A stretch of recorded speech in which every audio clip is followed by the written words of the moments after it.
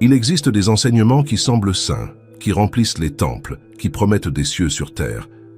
Mais lorsque tu ouvres les Écritures, une lampe à la main, parmi les manuscrits sacrés, tu découvres quelque chose de perturbant. Ils n'y sont pas.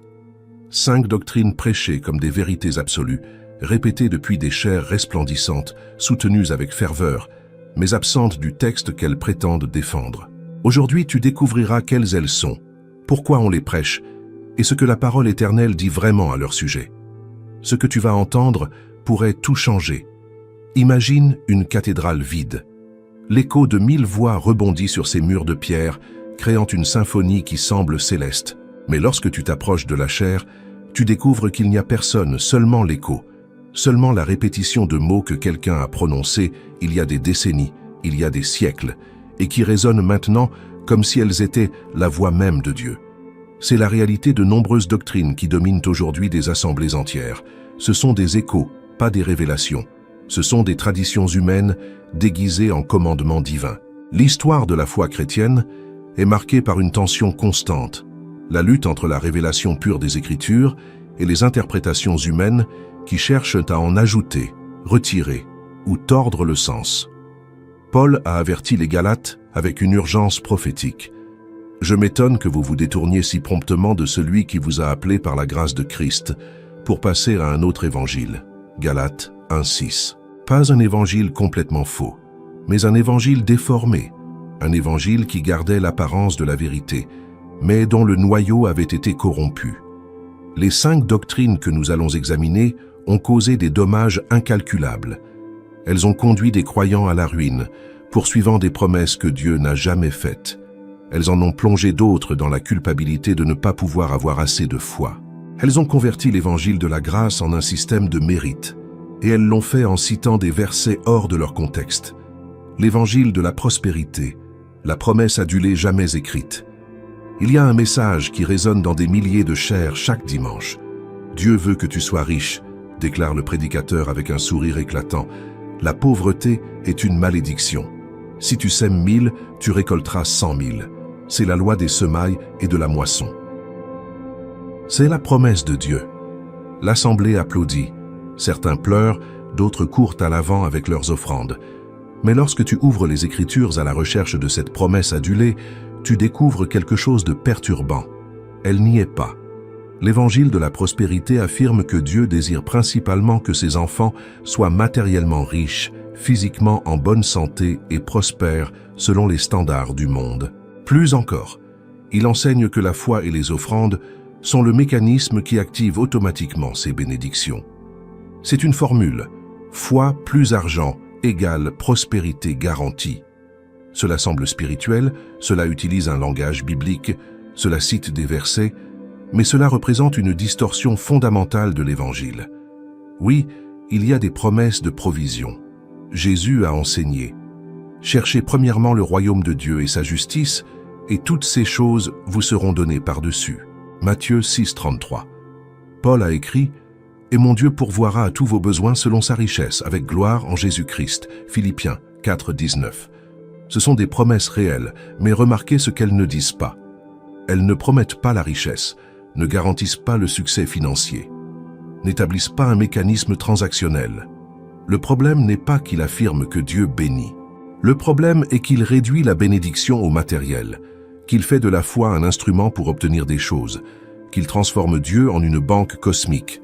Jacques a écrit contre ceux qui priaient avec de mauvaises motivations. Vous demandez et vous ne recevez pas parce que vous demandez mal, dans le but de satisfaire vos passions. Jacques 4:3. Considérez la vie de Jésus. Si l'évangile de la prospérité était vrai, Jésus aurait été l'homme le plus riche de sa génération. Mais que dit-il lui-même? Les renards ont des tanières, et les oiseaux du ciel ont des nids, mais le Fils de l'homme n'a pas où reposer sa tête. Matthieu 8:20. Jésus a vécu sans possession. Quand il est mort, les soldats ont tiré au sort son unique tunique. Voilà le modèle du Fils de Dieu. Paul a décrit sa condition. Jusqu'à présent, nous souffrons la faim, la soif, la nudité. Nous sommes maltraités, nous errons çà et là. Nous nous fatiguons à travailler de nos propres mains. 1 Corinthiens 4:11-13. Pierre et Jean ont dit au paralytique « Je n'ai ni argent ni or, mais ce que j'ai, je te le donne. » Actes 3, 6. Les leaders de l'Église primitive n'avaient pas de richesse matérielle, mais ils avaient la puissance spirituelle. L'Écriture parle de bénédiction, mais la définit différemment. Dans les Béatitudes, Jésus a déclaré « Heureux les pauvres en esprit, ceux qui pleurent, les doux, les persécutés ». Matthieu 5, 3, 12. Aucune ne promet la richesse matérielle. La bénédiction biblique se centre sur les réalités spirituelles, la relation avec Dieu, la transformation du caractère, l'espérance éternelle. Paul a écrit « Si donc nous avons la nourriture et le vêtement, cela nous suffira ». 1 Timothée 6, 8. Nourriture et vêtements, pas des manoirs, pas des voitures de luxe. Puis il ajoute « Car l'amour de l'argent est une racine de tous les maux, et quelques-uns, en étant possédés, se sont égarés loin de la foi et se sont jetés eux-mêmes dans bien des tourments. » 1 Timothée 6, 10. L'évangile de la prospérité échoue pastoralement. Il crée des attentes irréalistes qui mènent à des crises de foi. Imagine le croyant qui a donné son dernier argent, croyant à la promesse d'un retour multiplié, seulement pour faire face à une expulsion. Imagine la mère qui a prié avec une foi parfaite pour son fils, pour finalement le voir mourir et conclure que sa foi était insuffisante. Le préjudice est incalculable, quand l'offrande devient une transaction. « Sème ta semille de 1000 aujourd'hui », déclare le prédicateur, « et Dieu te rendra 100 fois plus. C'est la loi des semailles et de la moisson. » Galates 6, 7 dit « Ce qu'un homme aura semé, il le moissonnera aussi. Si tu sèmes abondamment, tu moissonneras abondamment. » L'Assemblée répond avec ferveur, mais elle a été trompée par une interprétation tordue. Examinons ce verset en contexte.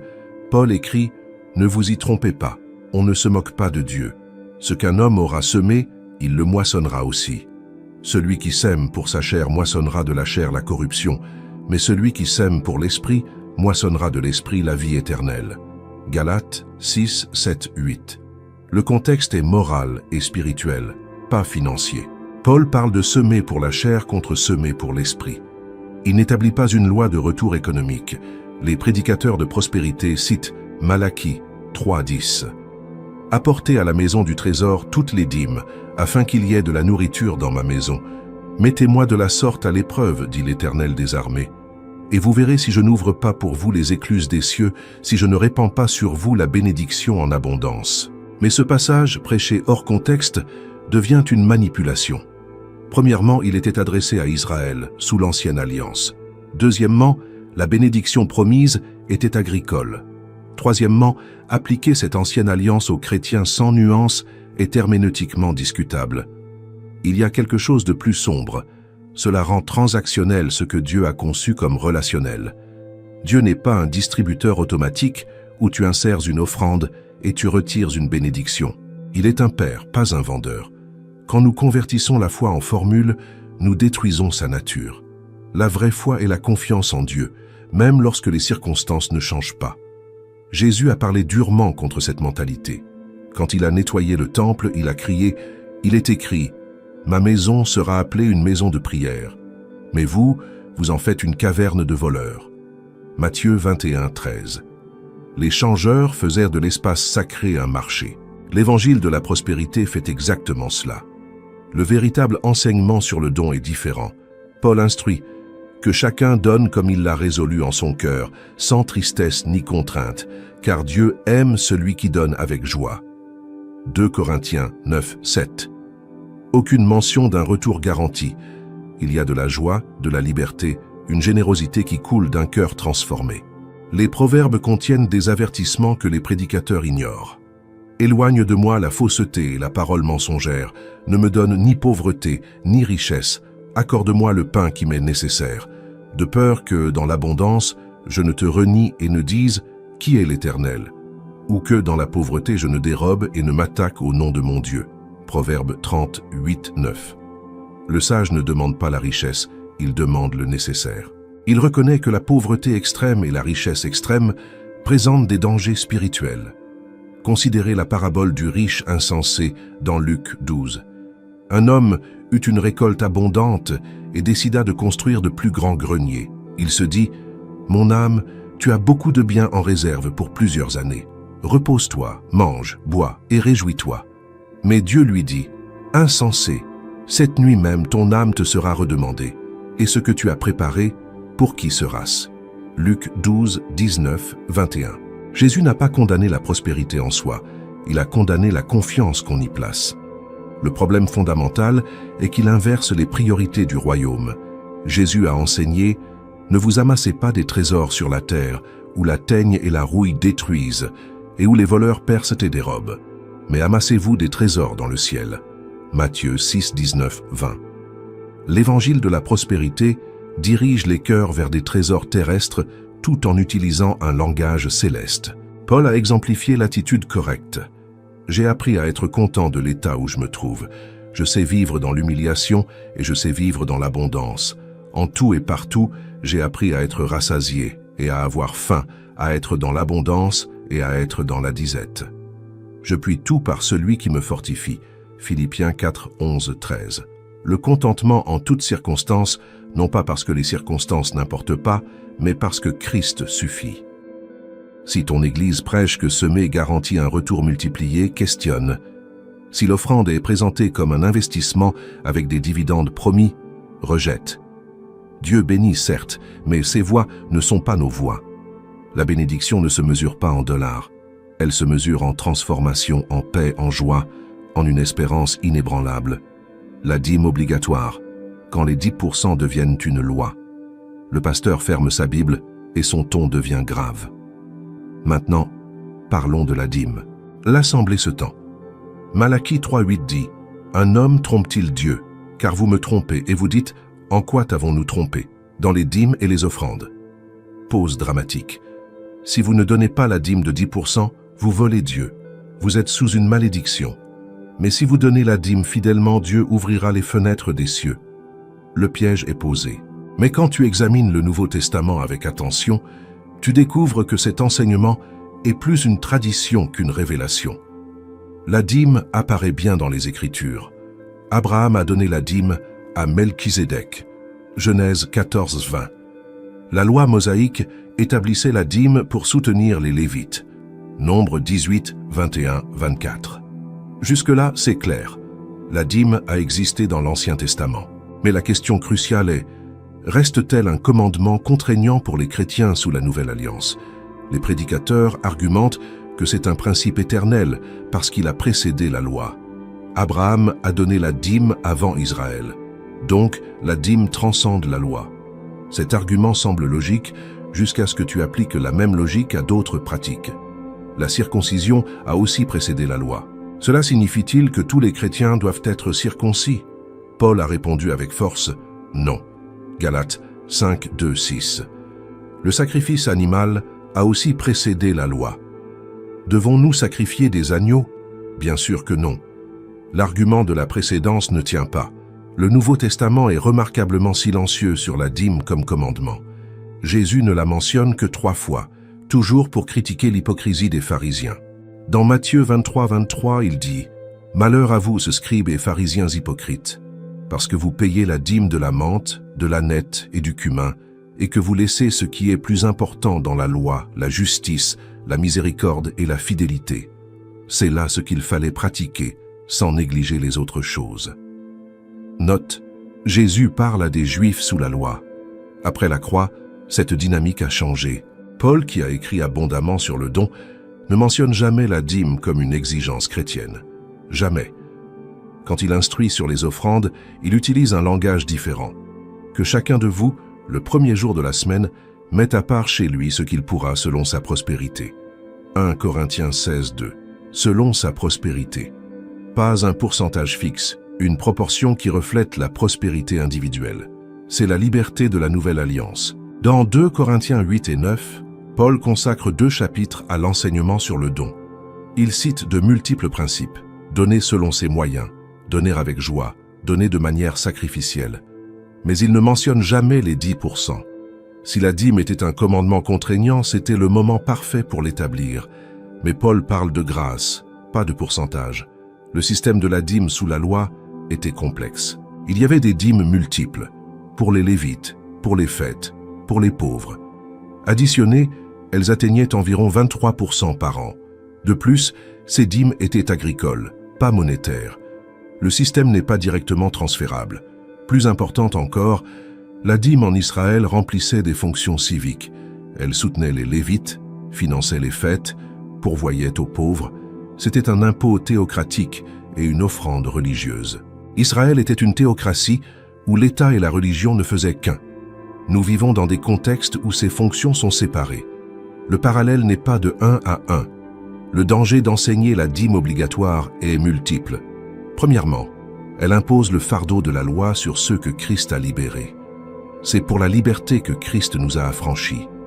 Demeurez donc fermes et ne vous laissez pas mettre de nouveau sous le joug de la servitude. Galates 5:1. Deuxièmement, elle crée deux classes de chrétiens. Ceux qui donnent la dîme, bénis, et ceux qui ne la donnent pas, maudits. Troisièmement, elle peut conduire à un don mécanique sans transformation du cœur. Paul présente une vision différente. Le don n'est pas limité par des pourcentages. Il doit être proportionnel aux revenus, mais il n'est pas confiné à 10%. Les Macédoniens ont donné au-delà de leurs moyens. 2 Corinthiens 8:3. La veuve pauvre a donné tout ce qu'elle avait. Marc 12, 42, 44. Le Nouveau Testament appelle à une générosité radicale. La question n'est pas « dois-je donner 10% ?» La question est « comment mon don peut-il refléter la grâce que j'ai reçue ?» Dieu aime celui qui donne avec joie, pas celui qui est contraint. La liberté, voilà la marque de la nouvelle alliance. La foi plus les œuvres, quand la grâce ne suffit plus. Il y a un type de prédication subtile qui imprègne de nombreuses églises. Oui, tu as été sauvé par grâce, dit le prédicateur. Mais maintenant tu dois maintenir ce salut en obéissant à ses commandements, en évitant ses péchés, en accomplissant ses pratiques. Ce qui a commencé par la grâce finit par les œuvres, et l'évangile est perdu. Cette doctrine, que la justification requiert la foi plus les œuvres, est la plus ancienne des hérésies. Les judaïsants du 1er siècle enseignaient exactement cela aux églises de Galatie. Oui, croyez en Christ, mais vous devez aussi être circoncis et garder la loi. La réponse de Paul fut véhémente. Ô Galates, dépourvus de sens, qui vous a fasciné, vous, aux yeux de qui Jésus-Christ a été peint comme crucifié? Galates 3:1. Paul demande, est-ce par les œuvres de la loi que vous avez reçu l'Esprit ou par la prédication de la foi? Êtes-vous tellement dépourvus de sens? Après avoir commencé par l'Esprit, voulez-vous maintenant finir par la chair? Galates 3:2-3. Sa logique est irréfutable. Si tu as commencé par la foi sans les œuvres, pourquoi crois-tu devoir la maintenir par les œuvres? Si la grâce a suffi pour te sauver quand tu étais un pécheur rebelle, pourquoi ne suffirait-elle pas maintenant? Éphésiens 2:8-9 est le sommet. Car c'est par la grâce que vous êtes sauvés par le moyen de la foi. Et cela ne vient pas de vous, c'est le don de Dieu. Ce n'est point par les œuvres, afin que personne ne se glorifie. Chaque phrase est un marteau contre le système des œuvres. Par grâce, pas par mérite. Par le moyen de la foi, pas par l'effort. Don de Dieu, cadeau immérité. Pas par les œuvres, aucune action humaine ne l'accomplit. Afin que personne ne se glorifie, toute la gloire revient à Dieu. Mais l'objection surgit. Et Jacques 2:24. Vous voyez que l'homme est justifié par les œuvres, et non par la foi seulement. Ce verset a causé de la confusion. Mais quand nous lisons Jacques dans son contexte, nous voyons qu'il parle de la justification devant les hommes, de la manière dont notre foi est démontrée par les œuvres. La foi sans les œuvres est morte. Jacques 2:20. Non pas parce que les œuvres sauvent, mais parce que la vraie foi produit l'obéissance. Les œuvres sont la preuve, pas la cause. Luther a compris cela. Sa doctrine de la sola fide, la foi seule, ne niait pas les œuvres. Elle niait qu'elles contribuent à notre justification. Les œuvres découlent de la foi comme le fruit de l'arbre. Car nous sommes son ouvrage, ayant été créés en Jésus-Christ pour de bonnes œuvres, que Dieu a préparées d'avance, afin que nous les pratiquions. Éphésiens 2:10. Les œuvres sont le résultat, pas l'exigence. Le danger de la doctrine foi plus œuvre est qu'elle déshonore ce que Christ a accompli. Si son œuvre était suffisante, nous n'avons rien à ajouter. Si elle ne l'était pas, il est mort en vain. Il n'y a pas de juste milieu. Hébreux 10:14 déclare « Car par une seule offrande, il a amené à la perfection pour toujours ceux qui sont sanctifiés. » Une seule offrande, parfait pour toujours. Voilà l'ampleur de ce que Christ a accompli. Quand nous prêchons que les croyants doivent accomplir des œuvres pour maintenir leur salut, nous créons une anxiété insoutenable. Combien d'œuvres sont suffisantes? Combien doit-on obéir?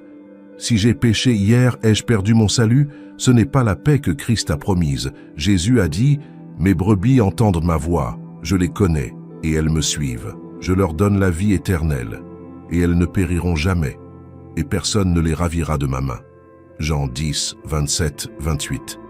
Une vie éternelle qui peut être perdue n'est pas éternelle. Paul fut plus radical. Qui nous séparera de l'amour de Christ? Sera-ce la tribulation, ou l'angoisse, ou la persécution, ou la faim, ou la nudité, ou le péril, ou l'épée? Car j'ai l'assurance que ni la mort, ni la vie, ni les anges, ni les dominations, ni les choses présentes, ni les choses à venir, ni les puissances, ni la hauteur, ni la profondeur, ni aucune autre créature ne pourra nous séparer de l'amour de Dieu, manifesté en Jésus-Christ notre Seigneur. Romains 8, 35, 39. Rien, aucune chose créée. Cela nous inclut nous-mêmes. Ceci n'est pas une licence pour pécher. Paul anticipait « Demeurons-nous dans le péché, afin que la grâce abonde ». Loin de là. Romains 6, 1, 2. La grâce transforme le pécheur. Quand tu comprends ce que Christ a fait, la réponse n'est pas de pécher librement, mais de dire « Comment pourrais-je continuer dans ce pourquoi Christ est mort ?» Jean a écrit « Et cet amour consiste, non point en ce que nous avons aimé Dieu, mais en ce qu'il nous a aimés. » 1 Jean 4, 10. Dieu aime en premier. Nous répondons « Nous n'aimons pas pour gagner son amour. Nous aimons parce que nous l'avons déjà. » Cette inversion change tout. La guérison garantie, quand la croix promet une couronne sans épines. Un dimanche de guérison. L'évangéliste lève les deux mains. « Si seulement tu croyais, déclare-t-il d'une voix puissante, ta maladie disparaîtrait maintenant. Jésus a porté tes maladies sur la croix. Par ses meurtrissures, tu as été guéri. Temps passé, tu es déjà guéri. Tu dois seulement le réclamer par la foi. » Des rangées de personnes en fauteuil roulant se traînent vers l'avant avec un espoir désespéré. Certains ressentent des émotions et déclarent la guérison. D'autres repartent sans changement, mais maintenant avec un fardeau supplémentaire. Ma foi n'était pas suffisante, j'ai échoué. Cette doctrine cause un préjudice dévastateur. Cet enseignement se base sur Ésaïe 53, 4, 5. Cependant, ce sont nos souffrances qu'il a portées, c'est de nos douleurs qu'il s'est chargé. Mais lui, il a été transpercé à cause de nos crimes, écrasé à cause de nos fautes. Le chastisement qui nous donne la paix est tombé sur lui, et c'est par ses meurtrissures que nous sommes guéris. Matthieu 8, 17 cite cela en se référant aux guérisons que Jésus a accomplies. De là, certains concluent que l'expiation a inclus la guérison physique garantie pour tous dans cette vie. Mais examinons attentivement. 1 Pierre 2, 24 cite le même passage dans un contexte différent. Lui qui a porté lui-même nos péchés en son corps sur le bois, afin que morts au péché nous vivions pour la justice, lui par les meurtrissures duquel vous avez été guéris. Pierre applique « vous avez été guéris », non pas à la maladie physique, mais à la condition spirituelle. La guérison est celle du péché. Le contexte le confirme. Il parle de souffrance injuste, de l'exemple du Christ, du salut du péché. La vie des apôtres contredit cette doctrine. Paul, qui a accompli des miracles extraordinaires, Actes 19, 11, 12, n'a pas toujours été guéri lui-même. Il avait une écharde dans la chair, dont il a prié 3 fois pour qu'elle soit ôtée. La réponse de Dieu ne fut pas « ta foi est insuffisante ». Ce fut « ma grâce te suffit, car ma puissance s'accomplit dans la faiblesse ». 2 Corinthiens 12, 7, 9. Dieu a choisi de ne pas guérir Paul, non pas parce que Paul manquait de foi, mais parce que sa faiblesse magnifiait la force de Dieu. Paul a laissé Trophime malade à Milet, 2 Timothée 4, 20. Il a recommandé à Timothée de prendre un peu de vin à cause de ses fréquentes maladies, 1 Timothée 5, 23. Épaphrodite a été malade, presque jusqu'à la mort, Philippiens 2, 26, 27. Ce sont des leaders apostoliques d'une foi extraordinaire. Si la guérison était garantie, ces cas seraient impossibles. Jésus a promis en Jean 16, 33 « Vous aurez des tribulations dans le monde, mais prenez courage, j'ai vaincu le monde. » Vous aurez des tribulations. Pas « si votre foi est faible. Simplement, vous en aurez. C'est une promesse, pas une menace. Paul a écrit « Or, tous ceux qui veulent vivre pieusement en Jésus-Christ seront persécutés. » 2 Timothée 3,12. Tous, pas certains. Tous ceux qui vivent pieusement. Jacques commence ainsi. « Mes frères, regardez comme un sujet de joie complète les diverses épreuves auxquelles vous pouvez être exposés, sachant que l'épreuve de votre foi produit la patience. » Jacques 1, 2, 3. Si les épreuves étaient le signe d'une foi déficiente, pourquoi nous en réjouir? Parce que les épreuves accomplissent un but divin. Elles produisent le caractère, approfondissent la dépendance, reflètent l'image du Christ qui a souffert bien qu'étant parfait. Pierre a écrit « Et quelle gloire y a-t-il à supporter de mauvais traitements pour avoir commis des fautes? Mais si vous supportez la souffrance lorsque vous faites ce qui est bien, c'est une grâce devant Dieu. Et c'est à cela que vous avez été appelés, parce que Christ aussi a souffert pour vous, vous laissant un exemple. » 1 Pierre 2, 19, 21. Nous avons été appelés à souffrir en suivant l'exemple du Christ. Le problème fondamental était qu'il fait de la souffrance quelque chose d'anormal, mais les Écritures la présentent comme une composante attendue. Non pas que Dieu soit sadique, mais parce que nous vivons dans un monde déchu. Christ nous a sauvés du péché. Il nous a garanti la résurrection. Mais il ne nous a pas immunisés contre les conséquences de vivre dans une création brisée. Romains 8, 18, 23 présente une vision équilibrée. J'estime que les souffrances du temps présent ne sauraient être comparées à la gloire à venir qui sera révélée pour nous, car la création a été soumise à la vanité, non de son gré, mais à cause de celui qui l'y a soumise, avec l'espérance qu'elle aussi sera affranchie de la servitude de la corruption, pour avoir part à la liberté de la gloire des enfants de Dieu. Nous aussi qui avons les prémices de l'Esprit, nous aussi nous soupirons en nous-mêmes, en attendant l'adoption, la rédemption de notre corps. Nous soupirons. Nous attendons une rédemption future. Nous ne l'avons pas encore complètement. Dieu guérit, certes. Jacques 5, 14, 15 instruit les malades à appeler les anciens pour qu'ils prient. La prière pour la guérison est biblique, mais c'est une prière, pas une exigence. C'est une demande, pas une revendication. Et la souveraineté de Dieu détermine le résultat. Parfois, il guérit miraculeusement. Parfois, il ne guérit pas dans cette vie.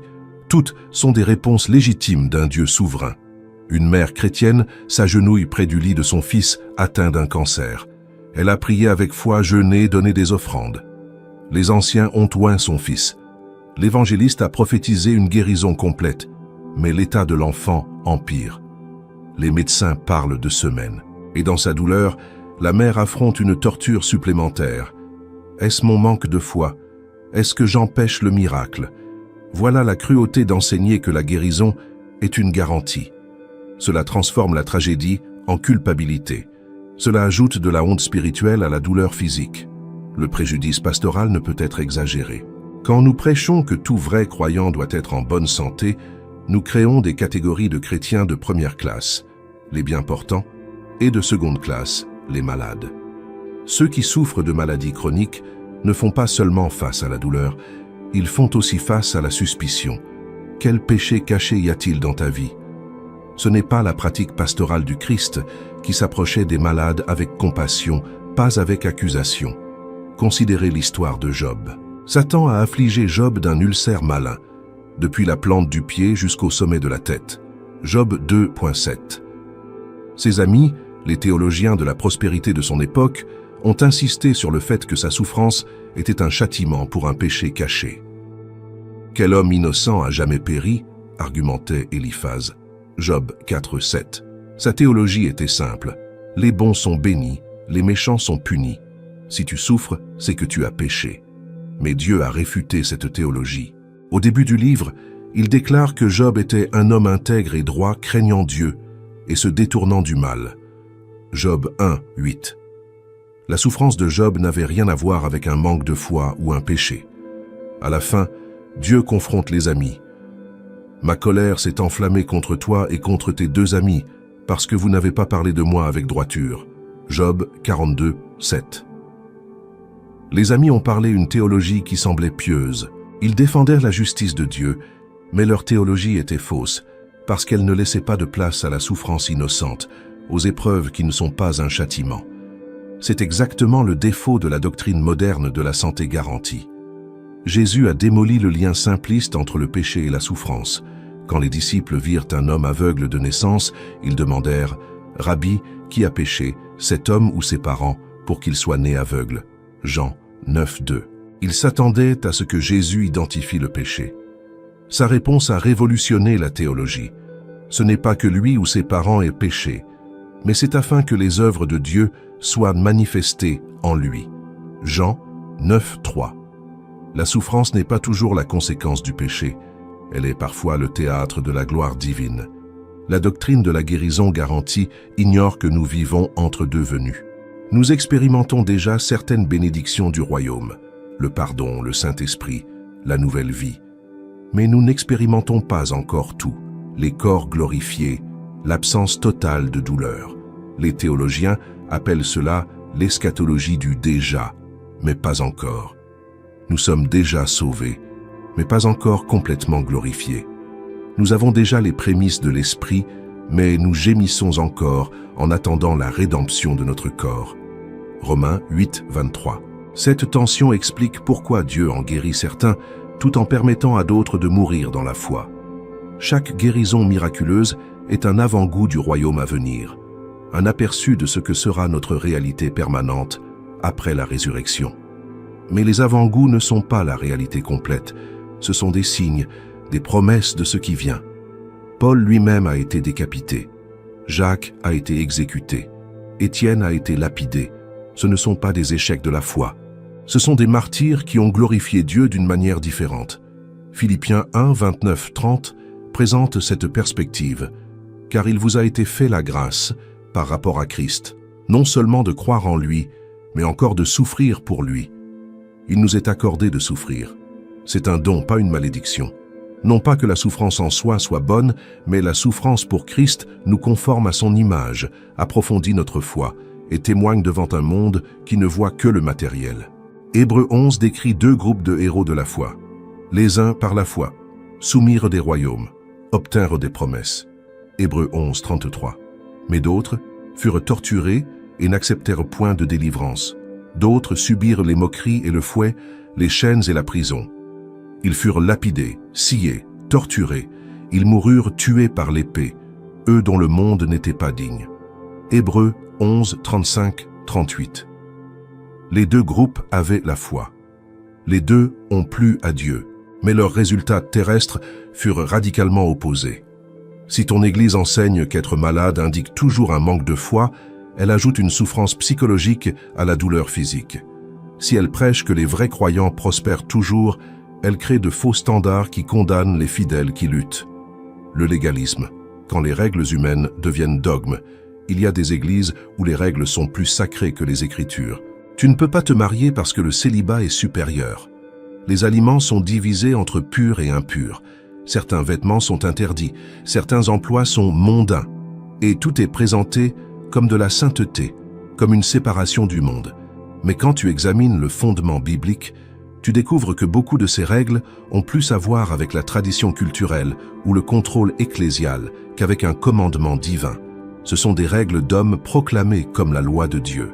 Dans 1 Timothée 4, 1, 3, Paul avertit « Mais l'Esprit dit expressément que dans les derniers temps, quelques-uns abandonneront la foi pour s'attacher à des esprits séducteurs et à des doctrines de démons, qui prescrivent de ne pas se marier et de s'abstenir d'aliments que Dieu a créés. » Note la sévérité. Il appelle cela des doctrines de démons. Les interdictions que Dieu n'a pas ordonnées ont leur origine dans la tromperie spirituelle, pas dans la révélation divine. L'interdiction du mariage est apparue à plusieurs reprises dans l'histoire de l'Église. Certains groupes gnostiques considérèrent le corps comme intrinsèquement mauvais. Le mariage était donc une concession charnelle. Des siècles plus tard, le célibat clérical est devenu un mandat, non pas à cause d'un commandement biblique clair, mais pour des raisons pragmatiques. Mais les Écritures présentent le mariage comme une chose bonne, honorable, que le mariage soit honoré de tous. Hébreux 13, 4. Pour tous, pas seulement pour certains. Paul défend le droit au mariage, même pour les apôtres, N'avons-nous pas le droit de mener avec nous une sœur qui soit notre femme, comme font les autres apôtres et les frères du Seigneur, et Céphas? 1 Corinthiens 9:5. Le célibat est un don valide pour certains, 1 Corinthiens 7:7. Mais le forcer sur tous, c'est imposer un joug que Dieu n'a pas placé. Paul liste comme qualification pour un ancien qu'il soit mari d'une seule femme, 1 Timothée 3:2, supposant ainsi que le leadership inclura des personnes mariées. Les prohibitions alimentaires sont un autre exemple classique. Certains interdisent la viande de porc, les fruits de mer en se basant sur les lois de l'Ancien Testament. Mais Jésus a déclaré tous les aliments purs. Ne comprenez-vous pas que rien de ce qui du dehors entre dans l'homme ne peut le souiller, car cela n'entre pas dans son cœur, mais dans son ventre, puis s'en va dans les lieux secrets. Il déclarait ainsi « purs tous les aliments ». Marc 7, 18-19. Pierre a dû apprendre cela grâce à la vision de la toile remplie d'animaux impurs, Acte 10. Par 3 fois, Dieu lui dit « Ce que Dieu a déclaré pur, toi, ne le considère pas comme impur ». Paul fut direct dans Colossiens 2, 16-17. « Que personne donc ne vous juge au sujet du manger ou du boire, ou au sujet d'une fête, d'une nouvelle lune ou des sabbats. C'était l'ombre des choses à venir, mais le corps est en Christ. » Les règlements de l'Ancien Testament étaient des ombres qui pointaient vers Christ. Maintenant que Christ est venu, insister sur les ombres, c'est rejeter la réalité. 1 Timothée 4, 4, 5 renforce ce point. Car tout ce que Dieu a créé est bon, et rien ne doit être rejeté, pourvu qu'on le prenne avec action de grâce, parce que tout est sanctifié par la parole de Dieu et par la prière. Cela ne signifie pas qu'il n'y a pas de sagesse dans la modération. Paul a dit « Tout m'est permis, mais tout n'est pas utile ». 1 Corinthiens 6, 12. Mais il y a une énorme différence entre une sagesse pratique et un commandement divin, entre une convenance personnelle et une prohibition universelle. Convertir des préférences en dogmes est l'erreur que Jésus a condamnée. C'est en vain qu'il m'honore, en enseignant des préceptes qui sont des commandements d'hommes. Matthieu 15, 9. Le problème est que cela mécomprend la nature de la sainteté. Les pharisiens croyaient que la sainteté signifiait une séparation externe, éviter le contact avec des choses impures. Jésus a enseigné que la sainteté est une transformation interne. Il n'est rien du dehors de l'homme qui, entrant en lui, puisse le souiller. Mais ce qui sort de l'homme, c'est ce qui souille l'homme. Marc 7, 15. La contamination vient d'un cœur corrompu, pas d'une nourriture externe. C'est pourquoi Jésus mangeait avec les pécheurs, au scandale des religieux. Paul développe cette liberté dans Romains 14 et 15. Certains croyants avaient des scrupules concernant certains aliments ou certains jours. Paul instruit que chacun doit être pleinement convaincu dans son propre esprit. Romains 14, 5. Mais personne ne doit juger l'autre. Que celui qui mange ne méprise point celui qui ne mange pas, et que celui qui ne mange pas ne juge point celui qui mange, car Dieu l'a accueilli. Romains 14, 3. La liberté est la norme. La conscience personnelle et l'amour fraternel sont les guides. Colossiens 2, 20, 23 présente une critique dévastatrice. Si vous êtes morts avec Christ au rudiment du monde, pourquoi, comme si vous viviez dans le monde, vous impose-t-on ces préceptes? Ne prends pas, ne goûte pas, ne touche pas. Préceptes qui tous deviennent pernicieux par l'abus, et qui ne sont fondés que sur les ordonnances et les doctrines des hommes. Ils ont, à la vérité, une apparence de sagesse, en ce qu'ils indiquent un culte volontaire, de l'humilité et le mépris du corps, mais ils sont sans aucun mérite et contribuent à la satisfaction de la chair. Le coût réel des fausses doctrines. Assis sur le banc arrière d'une église en ruine, un homme pleure silencieusement. Il y a 5 ans, il était prospère. Il avait une entreprise florissante, une famille stable. Puis est arrivé le prédicateur de prospérité. « Sème ta meilleure semence », lui a-t-il dit. « Dieu te le rendra au centuple. » L'homme a cru. Il a vendu son entreprise, a donné tout son argent au ministère du prédicateur. Le miracle n'est jamais venu. Le prédicateur s'est acheté un manoir. L'homme a perdu sa maison, sa femme l'a quitté. Ses enfants ne lui parlent plus, et sa foi gise en miettes. « Où est Dieu ?» murmure-t-il. Est-ce que tout était un mensonge? Ceci n'est pas une histoire fictive. Elle est composée de 1000 histoires réelles. Le coût des fausses doctrines n'est pas abstrait. Il est tangible. Il est dévastateur. Il se mesure en faillite, en famille détruite, en foi abandonnée. Et au-delà du dommage matériel, il y a le dommage spirituel. Des personnes qui ne peuvent plus faire confiance à Dieu parce qu'elles ont cru en des promesses qu'il n'a jamais faites.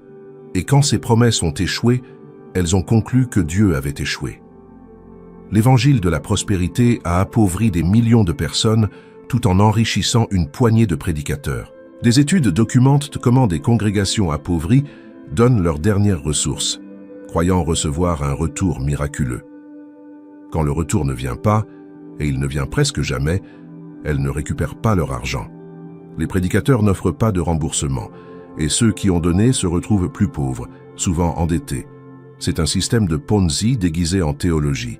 Pire encore est le dommage spirituel. Imaginez un croyant qui a prié avec une foi absolue pour la guérison de son fils atteint d'un cancer. L'enfant est mort. Le père conclut que sa foi a échoué, qu'il a déçu Dieu. Il porte maintenant non seulement la douleur naturelle de perdre un enfant, mais aussi une culpabilité spirituelle fabriquée par une doctrine fausse. C'est un crime pastoral, c'est infliger une blessure sur une blessure. La doctrine selon laquelle vous devez maintenir votre salut par les œuvres crée une anxiété perpétuelle. J'ai connu une femme qui priait compulsivement pendant des heures chaque jour, non par amour pour Dieu, mais par terreur de perdre son salut. Elle jeûnait jusqu'à l'épuisement. Elle lisait sa Bible avec désespoir. Sa vie spirituelle était un camp de concentration d'autodiscipline religieuse. Quand elle a découvert que le salut est par grâce et ne peut être perdu, elle a pleuré pendant des jours. Des années gâchées dans un esclavage basé sur une fausse doctrine. Le légalisme des prohibitions crée des pharisiens modernes, des personnes qui mesurent la spiritualité par le respect externe de règles arbitraires, qui jugent les autres pour leur non-conformité à des standards que Dieu n'a jamais établis, qui ressentent une supériorité spirituelle parce qu'elles évitent certains aliments ou s'habillent d'une certaine manière. Le résultat est un orgueil spirituel déguisé en sainteté, ce qui est pire qu'un péché explicite, car le pécheur sait qu'il a besoin de grâce, tandis que le pharisien croit la mériter. Mais il y a un coup plus subtil encore. Ces doctrines déforment le caractère de Dieu. Quand vous enseignez que Dieu garantit la prospérité aux fidèles, vous le transformez en distributeur automatique. Quand vous enseignez qu'il permet la maladie seulement comme une punition, vous le faites passer pour un sadique. Quand vous enseignez que vous devez maintenir votre salut par les œuvres, vous niez sa grâce. Quand vous imposez des prohibitions qu'il n'a pas imposées, vous le rendez tyrannique. Chaque fausse doctrine peint un portrait déformé de qui Dieu est vraiment. Le Dieu des Écritures est plus complexe, plus miséricordieux, plus sage que les caricatures que ces doctrines peignent. C'est un Dieu qui permet la souffrance parce qu'il a des desseins plus profonds que le confort temporaire. C'est un Dieu qui sauve complètement par grâce, parce qu'il reconnaît que nos œuvres ne seraient jamais suffisantes. C'est un Dieu qui donne la liberté parce qu'il fait confiance au Saint-Esprit pour guider de l'intérieur, et non à des règles externes pour contrôler de l'extérieur. Jacques 3:1 avertit « Mes frères, qu'il n'y ait pas parmi vous un grand nombre de personnes qui se mettent à enseigner, car vous savez que nous serons jugés plus sévèrement. » Jugés plus sévèrement. Ceux qui enseignent des faussetés ne se nuisent pas seulement à eux-mêmes, ils nuisent à tous ceux qui les suivent. Jésus fut sévère envers ceux qui font trébucher les autres, mais si quelqu'un scandalisait un de ces petits qui croient en moi, il vaudrait mieux pour lui qu'on suspendît à son cou une meule de moulin et qu'on le jetât au fond de la mer. Matthieu 18:6. Enseigner une fausse doctrine, c'est faire trébucher. Le retour à la vérité. L'antidote contre les fausses doctrines n'est pas seulement une connaissance correcte, c'est une relation profonde avec Dieu lui-même, à travers sa parole. Quand vous connaissez les Écritures intimement, quand le Saint-Esprit habite en vous, les fausses doctrines sonnent faux. Quelque chose en vous, l'Esprit, témoigne. Ce n'est pas juste. 1 Jean 2:20 dit « Pour vous, vous avez reçu l'onction de la part de celui qui est saint, et vous avez tous de la connaissance. » Il y a un moment, dans chaque cathédrale ancienne, où si vous restez parfaitement immobile, vous pouvez distinguer entre l'écho de 1000 voix humaines et l'unique voix qui a tout initié. C'est un moment de silence sacré, de clarté pénétrante, de retour à l'essentiel. Nous avons exploré 5 doctrines qui n'existent pas dans la Bible, mais que beaucoup prêchent comme si c'était la parole divine. Nous avons vu comment elles sont nées, pourquoi elle semble convaincante et le mal qu'elle cause. Maintenant, nous arrivons au moment de la décision. Continuerez-vous à suivre les échos ou chercherez-vous la voie originale? Le problème avec les fausses doctrines est qu'elles contiennent souvent des éléments de vérité. L'évangile de la prospérité a raison de dire que Dieu bénit. Il a tort de faire de la bénédiction matérielle l'indicateur principal. La dîme a raison d'insister sur la générosité. Elle a tort d'imposer un pourcentage légaliste, la doctrine de la foi.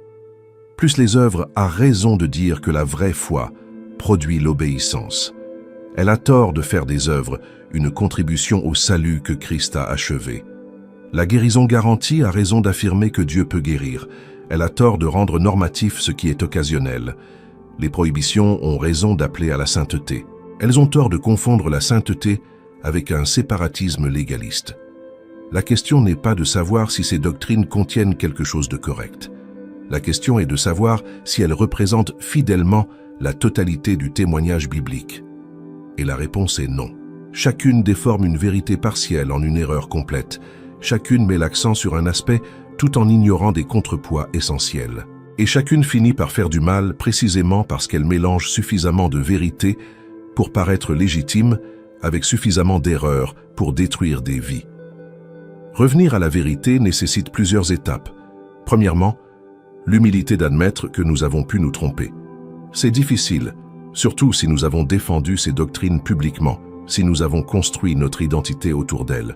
Mais Proverbe 18:13 avertit « Celui qui répond avant d'avoir écouté fait un acte de folie et s'attire la confusion. » Nous devons être prêts à écouter les preuves bibliques, même si elles contredisent la tradition familiale. Deuxièmement, l'étude diligente des Écritures dans leur contexte. Chaque fausse doctrine repose sur des versets cités de manière isolée. Efforce-toi de te présenter devant Dieu comme un homme éprouvé, un ouvrier qui n'a point à avoir honte, qui dispense droitement la parole de la vérité. 2 Timothée 2:15. Bien manier la parole signifie l'étudier soigneusement, comprendre le contexte, comparer les Écritures entre elles. Troisièmement, une communauté saine. Les Béréens furent loués parce qu'ils reçurent la parole avec beaucoup d'empressement, et ils examinaient chaque jour les Écritures pour voir si ce qu'on leur disait était exact. Actes 17:11. Nous avons besoin de communautés où poser des questions n'est pas un signe de rébellion, mais d'engagement envers la vérité, où les leaders ne se sentent pas menacés par l'examen biblique, mais le célèbrent. Quatrièmement, le courage de changer. Paul a confronté Pierre publiquement quand il a agi avec hypocrisie. Galates 2:11-14. Pierre, un apôtre, un leader, un pilier, avait tort, et quand il fut confronté bibliquement, il dut changer. Si Pierre a pu se tromper et se corriger, n'importe lequel d'entre nous le peut. La vraie force réside dans l'embrassement de la vérité, même si cela coûte. La vérité biblique sur ces sujets est plus belle que les distorsions. Dieu pourvoit certes à ses enfants, mais sa provision se centre sur le spirituel et l'éternel, avec une suffisance matérielle selon sa sagesse. Donner généreusement est un privilège du croyant, motivé par la grâce reçue, guidé par le Saint-Esprit.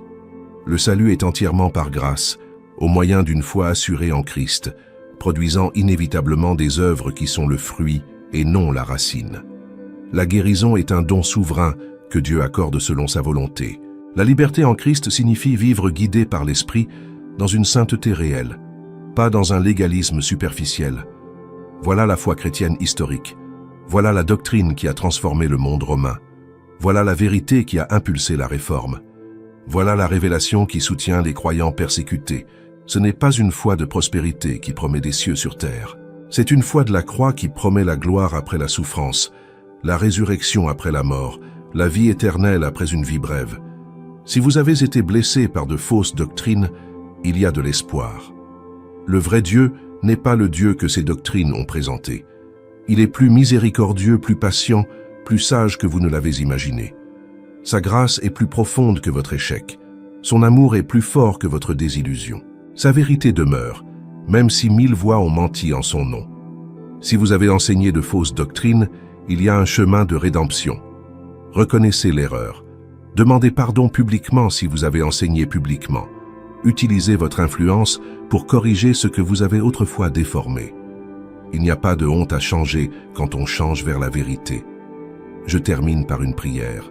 Seigneur, fais que nous aimions ta parole plus que nos traditions, que nous cherchions ta voix plus que les échos humains, que nous construisions sur le roc de la révélation, et quand nous découvrirons que nous nous sommes trompés, donne-nous la grâce de changer, le courage de confesser et la sagesse de marcher dans ta vérité.